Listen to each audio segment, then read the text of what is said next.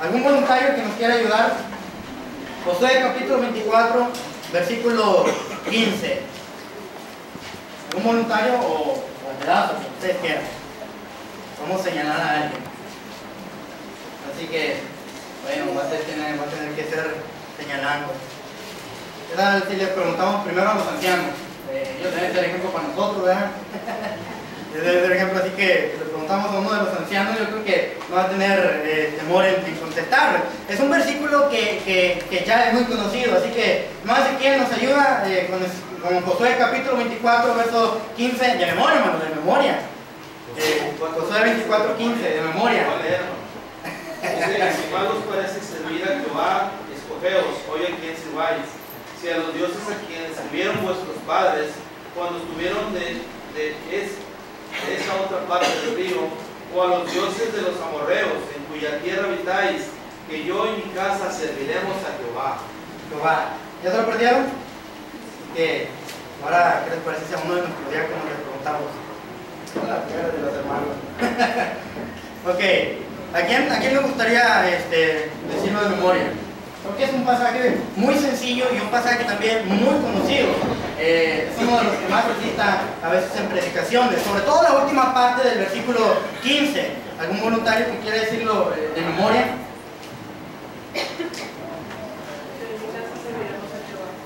Esa es la última parte del versículo, pero el versículo completo,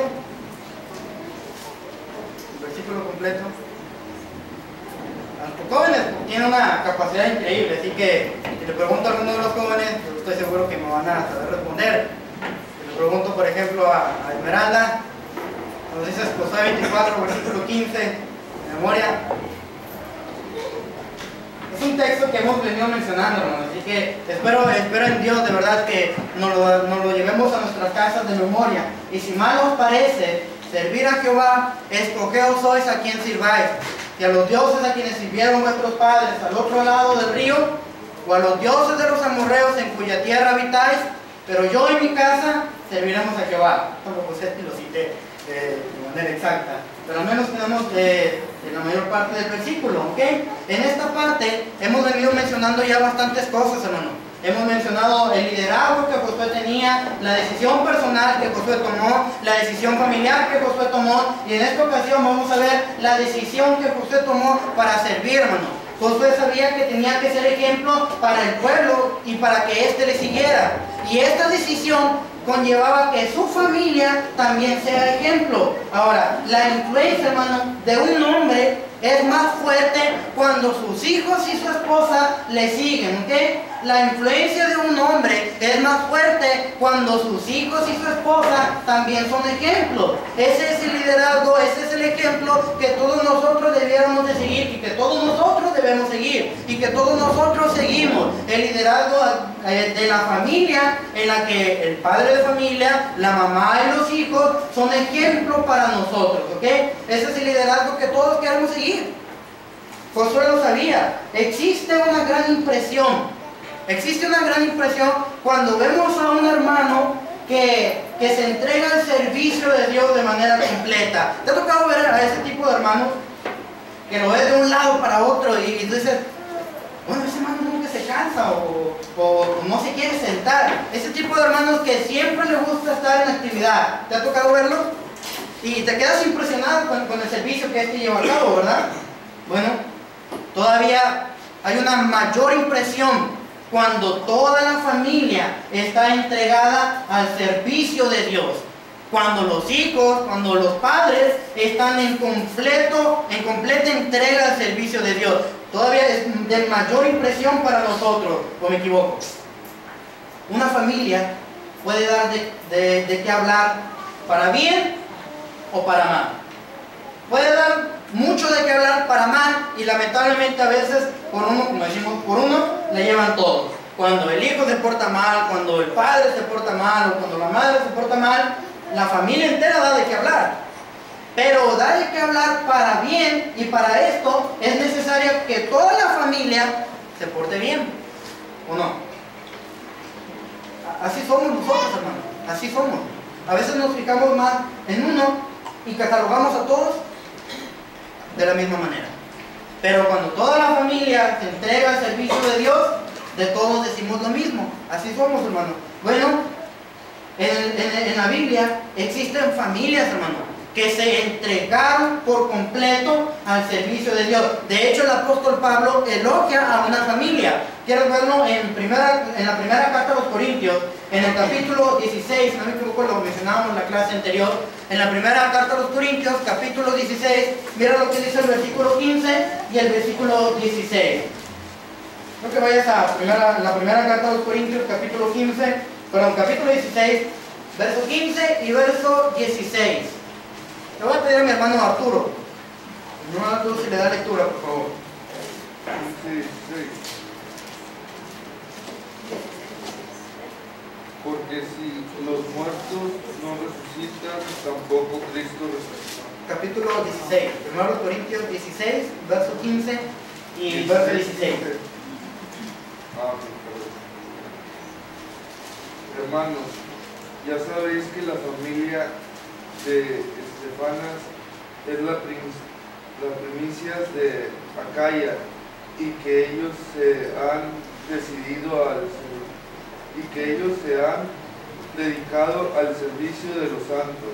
Os ruego que os sujetéis a personas como ellos y a todos los que ayudan y trabajan. Hay una familia entera, hermano, aunque a pesar de que se menciona solamente al padre de familia, toda la familia, tanto los hijos y la esposa van involucrados. Dice el apóstol Pablo, hermano, ya sabéis que la familia de Estefanas es las primicias de Acaya. Quiero ponerte un poco en el contexto. Pasajes anteriores o versículos anteriores, el apóstol Pablo habla de tres cosas. En primer lugar, habla de un apoyo económico. En los versos 1 hasta el versículo 4, el apóstol Pablo habla en cuanto a las ofrendas para los santos, ¿ok?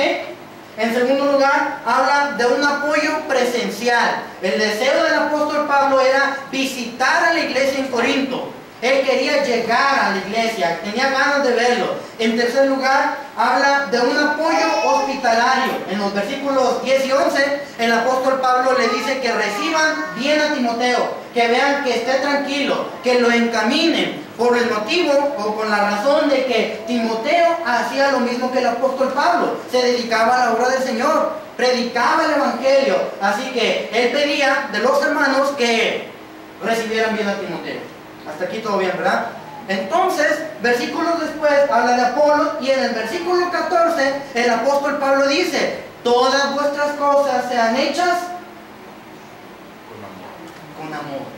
Todas vuestras cosas sean hechas con amor. Menciono esto, hermano, porque es muy significativo que después del versículo 14, inmediatamente en el versículo 15, menciona a Estefanas y a toda su familia. Lo que me da a entender entonces el apóstol Pablo, de manera personal, si no lo quieren ver así, no hay ningún problema. Pero de manera personal, lo que me da a entender el apóstol Pablo es que si alguien había ayudado económicamente en cuanto a las ofrendas para los santos, era la familia de Estefanas. Si alguien, hermano, había a quien quería el apóstol Pablo ver, era la familia de Estefanas. El deseo del apóstol Pablo para llegar a la iglesia en Corinto era ver a la familia de Estefanas. Quiero recalcar esto, quizá no era la única, pero el hecho de que la mencione solamente a ella es muy significativo. Lo que me da a entender también el apóstol Pablo es que si alguien podía recibir a Timoteo, era la familia de Estefanas.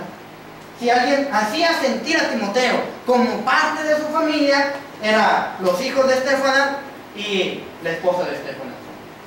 Si alguien se entregaba en servicio a Dios con amor, era la familia de Estefanas.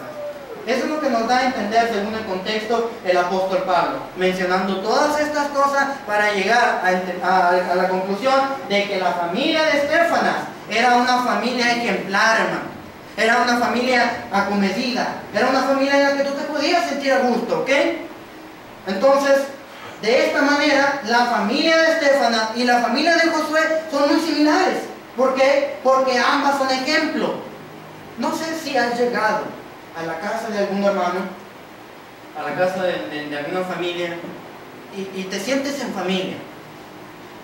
Qué bonito se siente, ¿verdad? Cuando llegas a la casa de de algún hermano, de alguna hermana, y puedes entrar con confianza. No hablo de que entres como Juan en su casa, no. Estoy hablando de que entras y te sientes a gusto, sientes ese ambiente familiar, sientes ese ambiente que se debe sentir, un ambiente de paz y de tranquilidad.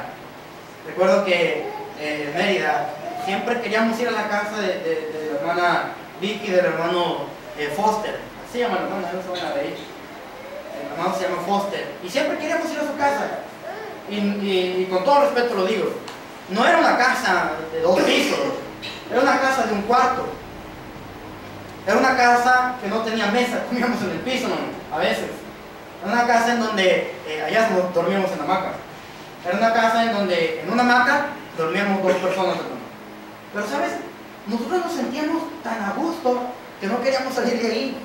Porque la familia de este hermano, junto con sus hijas y sus hijos, nos hacían sentir como en familia. Estoy seguro que en esta congregación hay familias que te hacen sentir así, que te hacen sentir como si fueras parte de su familia, y gracias a Dios por ello, por esas familias ejemplares que siguen el ejemplo de la familia de Estefanas y que siguen el ejemplo de la familia de Josué. Bueno, quiero decirte 3 cosas, hermano, en cuanto al ejemplo que nos dejan esta familia. Hay 3 cosas que nos dejan ver esta familia. Número 1, nos dejan ver, hermano, que debemos servir, porque estas familias están entregadas al servicio, y nos dejan ver que debemos servir sabiendo que nuestro servicio es como para el Señor. ¿Ok? Quiero que veamos un pasaje muy conocido, ubicado en el Evangelio según Mateo, en el Evangelio según Mateo capítulo 25. Miren lo que dice en Mateo capítulo 25, versículo 34 hasta el versículo 40. Hermano Julio Saúl, ¿nos ayuda dando la lectura, por favor? Mateo 25, versos 34 al 40.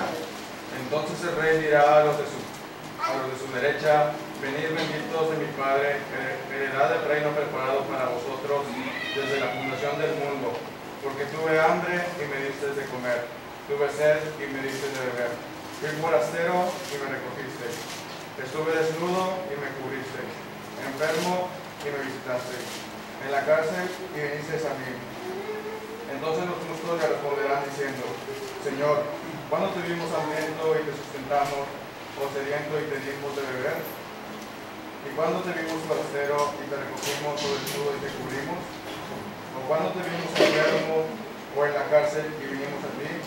Y respondiendo el rey les dirá: de cierto os digo que cuando lo hiciste a uno de estos mis hermanos más pequeños, a mí me lo hiciste. El Señor mismo nos dice que cualquiera de este servicio es como si serviciéramos al Señor. Es algo que debemos considerar, que nuestro servicio es como para el Señor. Y si es como para el Señor, entonces, hermanos, tomemos en cuenta que Él es nuestro dueño, ¿ok? Él es nuestro dueño, Él es nuestro Señor. La palabra Señor en nuestros días no tiene ese peso que tenía antiguamente, ¿ok? Cuando menciono la palabra Señor, rápidamente se nos viene a la mente: el Señor de la esquina, el Señor Don Juan, el Señor Marcos, el Señor que vive aquí a la vuelta. Esa es la designación que nosotros usamos, ¿verdad? Ese es el peso que tiene para nosotros la palabra Señor. Pero ¿sabes que antiguamente no era lo mismo? Reconocer a alguien como Señor era reconocerlo como su superior. Es más, inclusive a veces era elevar a una persona a la calidad de Dios. Inclusive se cree que a veces los cristianos eran obligados a reconocer a los césares como Señor, esto es, como su dueño, como su Dios.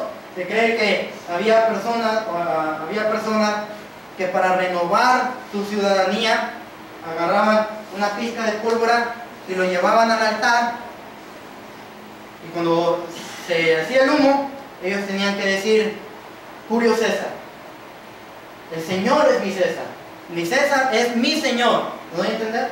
Bueno, los cristianos no podían hacer esto, no podían agarrar la pizca, algo insignificativo, algo insignificante, perdón, agarrar una pizca de pólvora y decir: Julio César.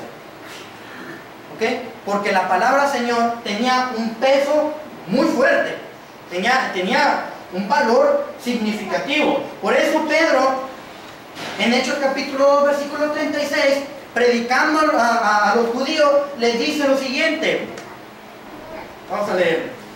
Hechos capítulo 2, versículo 36. Dice el apóstol Pedro de la siguiente manera: sepa pues ciertísimamente toda la casa de Israel que a este Jesús, a quien vosotros crucificasteis, nota lo que dice Pedro, Dios le ha hecho Señor y Cristo. Señor y Cristo. Dios le ha hecho nuestro dueño, le ha hecho nuestro Señor. ¿Ok?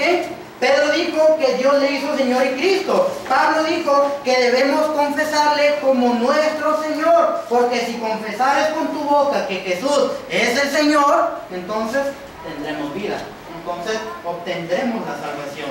Pablo dijo que Jesús es Señor no solamente de los vivos, sino también de los muertos. Mira lo que dice Romanos capítulo 14. Romanos capítulo 14.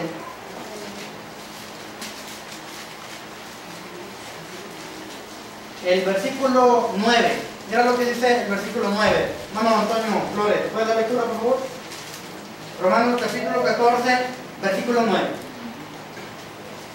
Porque Cristo para esto murió y resucitó y volvió a vivir para ser Señor así de los muertos como de los que viven. Hay algo significativo aquí, y es que el Señor es dueño no solo de nosotros como vivos, sino también de los que ya murieron. Bueno, Pedro dijo, hermano, que hay que servir a los amos. ¿De qué manera? ¿De qué manera hay que servir a los amos? Bueno, cuando Pedro escribe su carta a los expatriados, les dice que deben servir a sus amos. ¿Cómo? ¿Sabes cómo? Con todo respeto, con toda sujeción. Mira lo que dice el apóstol Pedro en su primera carta, primera de Pedro capítulo 2, versos 18. Primera de Pedro capítulo 2, versículo 18.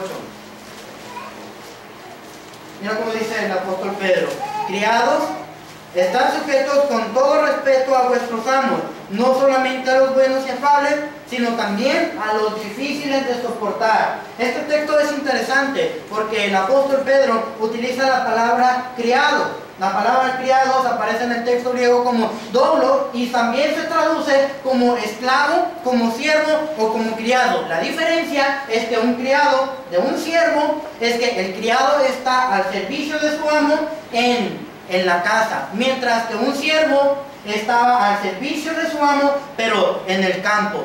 Y los criados estaban más en cercanía con sus dueños porque estaban en la casa.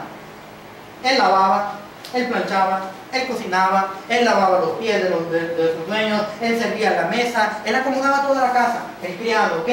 Y el apóstol Pedro dice, está sujeto con todo respeto. ¿Por qué recalca el apóstol Pedro que debe estar con todo respeto?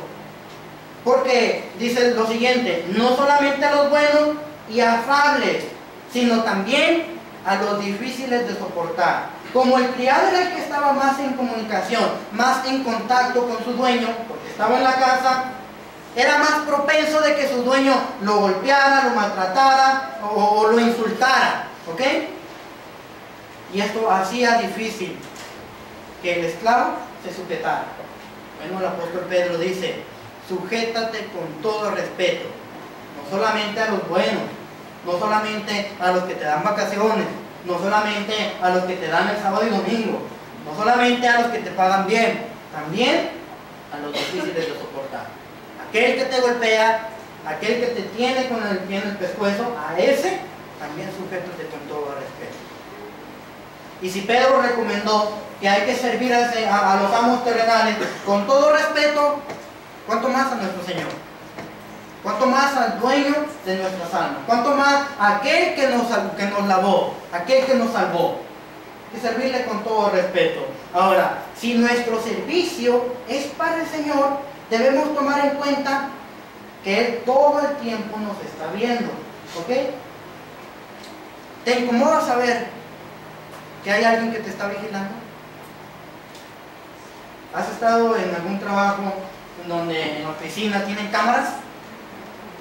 en donde, no sé ustedes, pero había un taller de serigrafía que visitamos. Yo trabajé por un tiempo como serigrafista y visitamos un taller de serigrafía en una ocasión en donde llegamos y había una planta alta, y en la planta se podía ver una ventana, era como un balcón, se llama, balcón, y había una ventana donde tenía como un forro. Nosotros no podíamos ver para adentro, el que estaba adentro sí podía ver para afuera. ¿Sabes quién estaba ahí? El supervisor. Estaba vigilando que los trabajadores pues, no perdieran su tiempo, ¿verdad? Y qué incómodo es trabajar así, ¿verdad? Qué incómodo es estar así. Que te estén vigilando, que estén viendo que estés trabajando al pie. Yo no sé ustedes, pero para uno a veces es incómodo. Bueno, si nos incomoda esta idea, considera que el Señor todo lo ve. Por eso dijo el escritor de los Hebreos, en el capítulo 4, versículo 13, que no hay cosa creada que no sea manifiesta en su presencia. Antes bien, todas las cosas están desnudas y abiertas aquí. ¿A quién? Ante aquel a quien debemos de dar cuenta. Todas las cosas, hermano, están descubiertas ante Él. Él sabe toda nuestra vida. Él sabe todo lo que hacemos, tanto en lo oculto como en lo público. Y si vamos a servir, tomemos en cuenta que Él nos ve en todo momento. Esto quiere decir que Él sabe de qué manera es nuestro servicio. Él sabe cuánto empeño le ponemos a nuestros servicios a Él. Él sabe si hay motivos ocultos en nuestro servicio, si hay algo en mi corazón que no está bien. Como en Hechos capítulo 5. ¿Te acuerdas de Ananías y Zafira? Que vendieron una propiedad. El servicio no estaba mal. Era un buen propósito, pero en su corazón había un propósito oculto. Mírenme, te estoy dando tal cantidad. Mírenme, vendí una casa y lo voy a dar. Ese no era el propósito. Y el Señor lo veía. Dios lo sabía y castigó severamente a esta pareja. Bueno, considera, hermano, que el servicio que nosotros hagamos o el que tú realices, si es con un propósito oculto, el Señor lo sabe. El Señor lo ve. De hecho, me gustan mucho las palabras del salmista. Mira lo que dice el Salmo 139.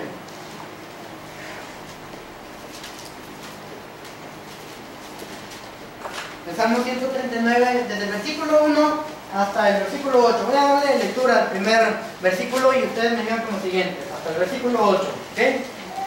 Dice el Salmo 139, versículo 1. Oh Jehová, tú me has examinado y conocido. Tú has conocido mi sentarme y mi levantarme. Has entendido desde lejos mis pensamientos. Has escudriñado mi andar y mi reposo, y todos mis caminos te son conocidos. Pues aún no está la palabra en mi lengua, y he aquí, oh Jehová, tú lo sabes toda. Detrás y delante me rodeaste y sobre mí pusiste tu mano. Tal conocimiento es demasiado maravilloso para mí. Alto es y no lo puedo comprender. ¿A dónde me iré de tu espíritu? ¿Y a dónde huiré de tu presencia?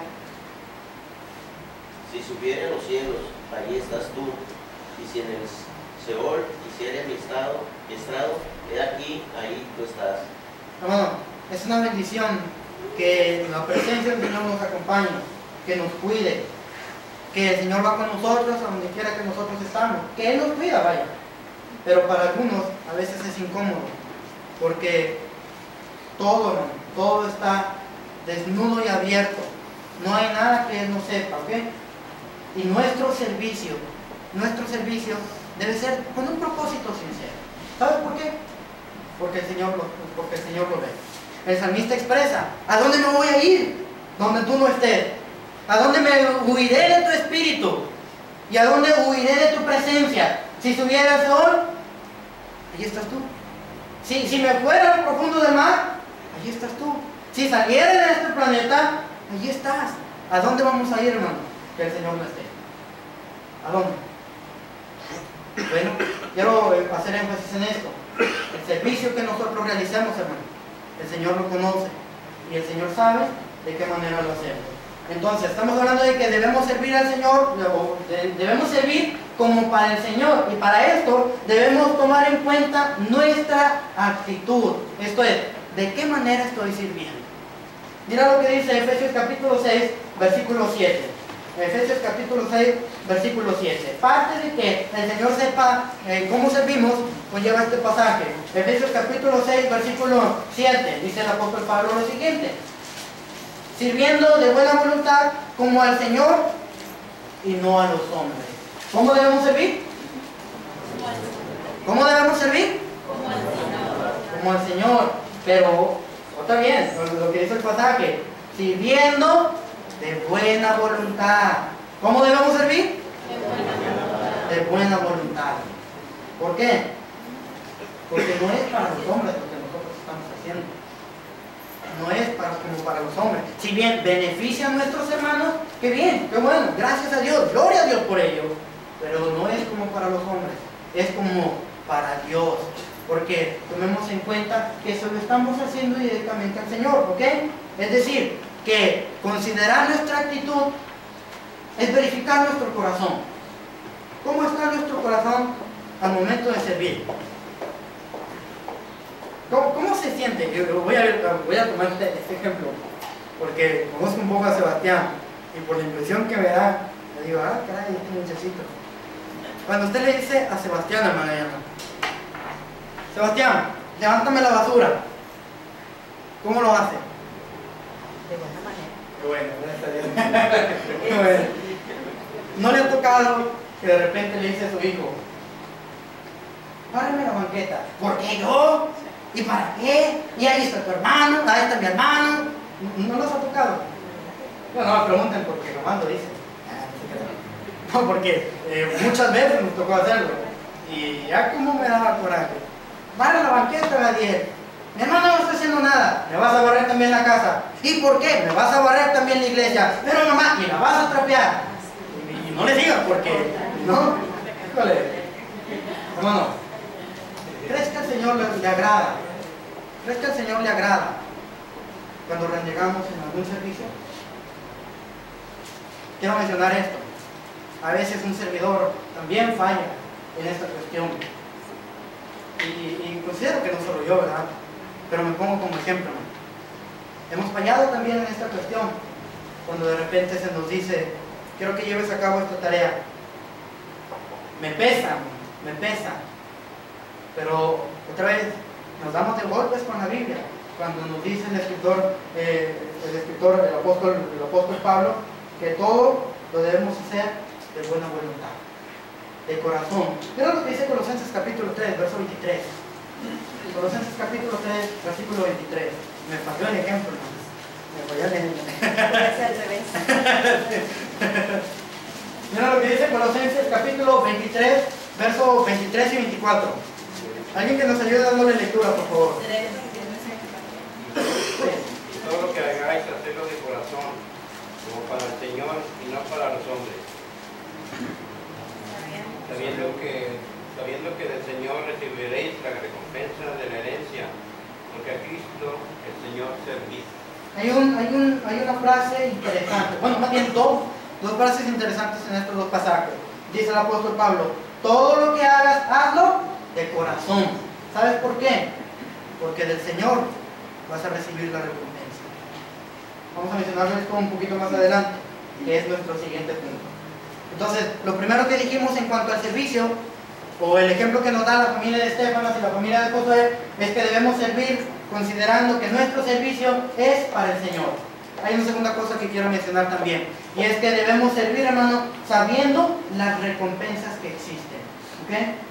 Sabiendo las recompensas que existen. Mira, bien se dice, creo que todos aquí lo conocemos, que todo esfuerzo o todo sacrificio tiene su recompensa. Todo, hermano, todo. El apóstol Pablo lo dijo de la siguiente manera: así que, hermanos míos amados, estad firmes y constantes, creciendo en la obra del Señor siempre, sabiendo que vuestro trabajo en el Señor no es en vano. Toda obra, hermano, todo servicio que llevemos a cabo va a ser recompensado de alguna o de otra manera. Y no estoy predicando un tipo de evangelio de la prosperidad como los carismáticos lo promueven. El Señor quiere que seas rico. No, no estoy diciendo eso. Estoy diciendo que cada servicio, hermano, que nosotros realicemos tiene su recompensa. A veces, hermano, nos recompensa con la provisión. Hay algo muy cierto que todos debemos tener en mente. Dios provee para los suyos. Jehová no deja a ninguna persona, a ninguno de sus hijos, sin pan que coma. Siempre va a proveer para nosotros. El Señor Jesús se lo dijo a sus discípulos cuando los mandó a predicar. Mira lo que les dijo en Mateo capítulo 19.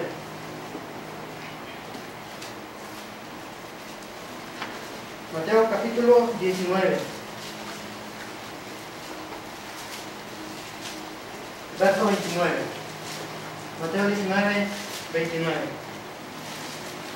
Y cualquiera que haya dejado casas, o hermanos, o hermanas, o padre, o madre, o mujer, o hijos, o tierra por mi nombre, recibirá 100 veces más y heredará la vida eterna. Los apóstoles habían visto que el Señor Jesús le preguntó, que el Señor Jesús le dijo a un joven: ¿quieres seguirme? ¿Quieres ser mi discípulo? Anda, vende todo lo que tienes y dale a los pobres, y ven y sígueme. Este muchacho se fue triste a su casa y regresó cabizbajo con la cara hacia el suelo. Y los apóstoles se preguntaron: Maestro, nosotros lo dejamos todo. Familia, mujer, hijos, trabajo, todo lo dejamos. ¿Qué vamos a recibir? Bueno, el Señor les dice: cualquiera que haya dejado papá, mamá, hijos, hermana, padre, madre, va a recibir 100 veces más. No nos emocionemos pensando que si ganamos 100 pesos vamos a ganar ahora 1000. Si ganamos 1000 pesos vamos a ganar 10,000. No está diciendo eso el Señor. Lo que está diciendo, en otras palabras, es que el Señor siempre va a proveer. ¿Y sabes cuál es la mejor recompensa? Lo que viene después. Y heredará la vida eterna. La vida eterna. Nuestro servicio siempre va a ser recompensado. Lo hemos comprobado, hermano. Y sé que muchos de aquí también, cuando de repente nos preguntan: oye, ¿qué vas a comer mañana? Pues el Señor proveerá, ¿verdad? El Señor proveerá. ¿Por qué? Porque el pueblo de Dios es grande, porque Dios no deja a sus hijos sin algo que comer, hermano. Dios siempre pone un plato de comida en nuestra mesa. ¿O me equivoco? No. Estoy seguro de que no. Bueno, a veces, hermano, ¿sabes cómo nos recompensa el Señor? Con honra. No me malinterpretes. Cuando menciono honra, no estoy diciendo que hay que elevarlo a la calidad de un Dios. Hermano, la honra se refiere al respeto y a la buena opinión que nosotros tenemos de otra persona por sus cualidades morales.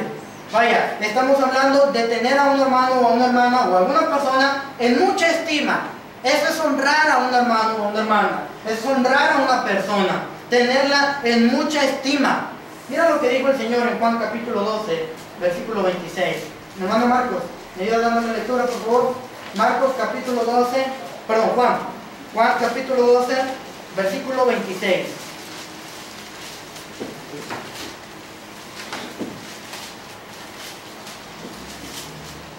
Si alguno me sirve, sígame. Y donde yo estuviere, allí también estará mi servidor. Y si alguno me sirviere, mi Padre le honrará. Gracias. Me gustó mucho la última frase. Si alguno me sirviere, ¿qué es lo que viene? Mi Padre le honrará. Mi Padre le honrará. Esto quiere decir que Dios nos va a tener mucha estima, ¿no? Me gustaría tocar un ejemplo. ¿Te acuerdas que en una ocasión Pablo llegó a la isla de Malta? Habían naufragado y llegan a la isla de Malta, si no me equivoco. Entonces, el apóstol Pablo, junto con todos los que venían con él, estaban encallando y llegan a una isla y se arrinconan con otras personas y hacen una fogata.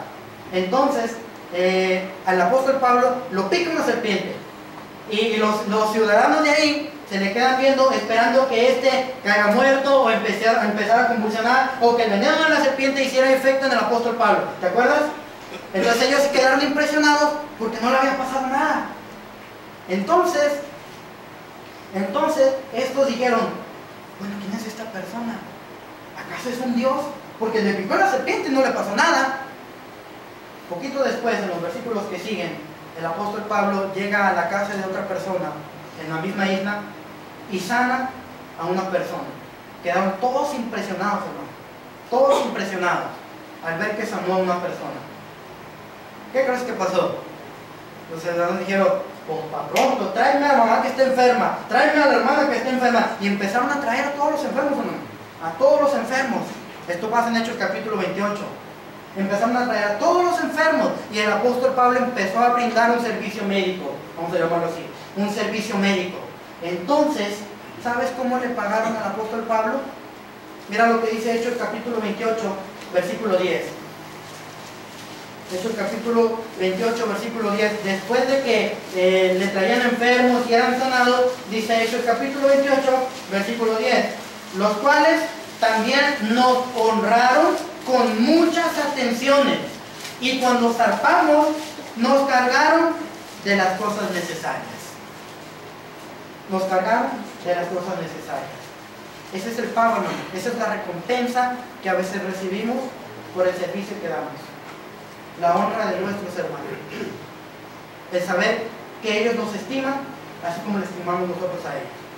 El saber que ellos nos aman, así como nosotros les amamos a ellos. El apóstol Pablo, me imagino yo, que tenía una larga fila de enfermos, hermano. Y no dijo, déjenme descansar un poquito, porque ya estoy cansado. No, no. Primero estaban los enfermos, y después de ello vino la recompensa. Nos honraron, proveyéndonos de todas las cosas que necesitábamos. Y después, se fue. No sé si alguien quisiera comentar algo hasta este punto. ¿Seguro? Hermana, adelante. Mire, como yo en mi casa a veces vendo chácharas, ¿verdad? Entonces, murió una persona y como yo vendo, fueron y me llevaron cosas que tenían guardadas. Entre ellas iban cosas religiosas como rosarios y otras cosillas. ¿Hago mal en venderlas? ¿Me pregunta? Sí, yo le pregunto. Hacemos así. Lo que yo pienso, hermana, es que no creo, personalmente, y no después, tú estamos diciendo, yo no creo que esté haciendo mal. No le beneficia nada a usted, pero que usted cree que de ello puede sacar un plato de comida, yo no le veo ningún mal, personalmente. ¿Por qué? Porque no es como que esté diciendo, este crucifijo le va a ayudar en un milagro. No está haciendo eso. Así que cómpramelo por 10 pesos y te va a venir un milagro a ti. Eso es lo que los carismáticos hacen, hermano. Reciben dinero en promesa de un milagro. Si llegas a hacer esto, entonces déjeme decirle que ahí está mal. Pero si no lo hace con una mala intención, personalmente yo creo que no está mal. Porque sabe que no beneficia nada de eso. Rapidito sí. Yo pienso que en parte, bueno, yo también en particular pienso que sí, porque una persona que va a comprar un rosario o un crucifijo no va buscando para qué sirve. Ellos ya saben para lo que sirve y lo van a querer para lo que lo usan, ¿verdad? Si usted les está dando, es como si a un borracho le da la cerveza, él no va a decir, a ver a qué sabe, él ya sabe lo que sabe y la usa para un Yo lo recomiendo, para pasar rápido a lo siguiente, yo lo recomiendo es que primero le hable del Evangelio, denle un folleto, háblele de la palabra de Dios, háblele de ver la verdad y si se siente bien, hermana, adelante. Pero estamos hablando entonces, para que no salgamos no me cambien el tema, estamos hablando del servicio que nosotros brindamos al Señor, ¿ok? Estamos hablando de las recompensas que nosotros recibimos. Ya dijimos que una de las recompensas es la provisión de Dios. Otra de las recompensas es la honra de nuestros hermanos. Y por último, la recompensa mayor, la recompensa por excelencia que todo cristiano busca, es la vida eterna. La vida más allá después de la muerte. Y no estoy hablando de algo místico. Estoy hablando de lo que la palabra de Dios nos dice, la promesa de la vida eterna. Mira, mira lo que dice la segunda carta a los Corintios, capítulo 12, versículo 15. Segunda a los Corintios 12, versículo 15. Si alguien nos ayuda dando la lectura, por favor. Segunda a los Corintios, capítulo 12, en el versículo 15. Y yo con el mayor placer gustaré lo mío, y aún yo mismo me gastaré del todo por amor de vuestras almas, aunque amándoos más sea amado menos. ¿Sabes cómo debemos servir? ¿Sabes cómo debemos trabajar? Como lo hacía el apóstol Pablo, hermano. A veces lo vemos como algo difícil. Dice el apóstol Pablo, y yo con todo gusto, con todo amor, con mayor placer, gastaré todo lo que tengo, hermano. Dijo el apóstol Pablo. Gastaré todo lo que tengo y aún más allá. Me gastaré a mí mismo. Voy a servirles a ustedes con todo lo que tengo y con todo lo que soy. Por amor al Señor. Por amor a vuestras almas. Aunque mandó más, dice el apóstol Pablo, se ha amado menos. Y después de que nosotros hayamos servido como el apóstol Pablo, entonces podrá aplicarse lo que dice Apocalipsis capítulo 14, versículo 13, como a muchos de nuestros hermanos que ya descansan, como a muchos de nuestros hermanos que vivieron toda una vida de servicio, que después de bautizados empezaron a servir fielmente al Señor, desde las aguas del bautismo hasta su muerte, siguieron sirviendo. De manera que pues, nosotros podemos decir lo que decía el apóstol Juan. Oí una voz del cielo que decía, escribe, bienaventurados de aquí en adelante los muertos que mueren en el Señor. Sí, dice el Espíritu, descansarán de sus trabajos, porque sus obras con ellos siguen. Ellos ya están en paz, hermano. Y lo podemos decir con toda seguridad. Nuestros hermanos que ya no están entre nosotros, pero que se entregaron fielmente a la obra del Señor y que día y noche, sin exagerar, estuvieron sirviendo, descansan en el Señor.